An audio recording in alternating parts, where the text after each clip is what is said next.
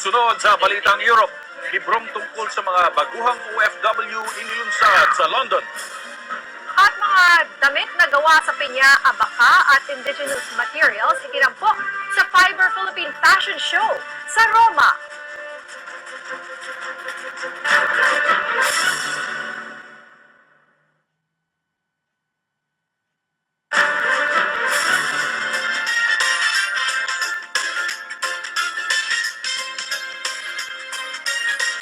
Inilunsad ng isang Pinoy sa London ang kanyang aklat na pinamagatan, Ang Nababasa ni Pepe.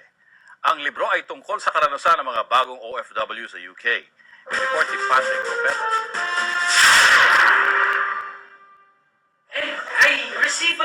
Popular sa Filipino community sa UK si Elijah Paul Villanueva, estudyante at care worker mula sa San Juan Metro, Manila.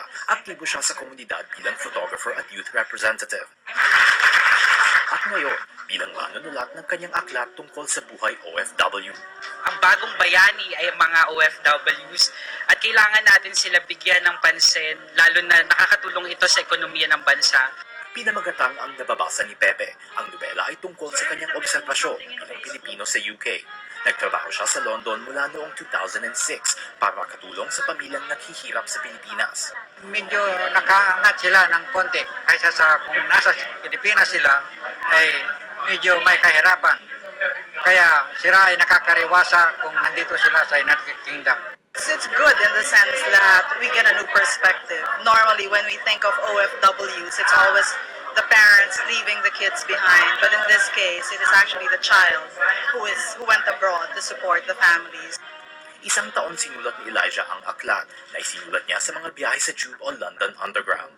Mapapakita mo bilang isang Pilipino na kaya mo umangat sa ibang lahi at sa pamagitan ng ugali, ng values and cultures ng Filipino, mapapakita mo and you should be proud of it.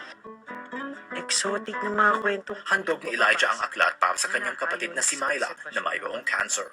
Para sa Balitang Europe, Patrick Roberta, London.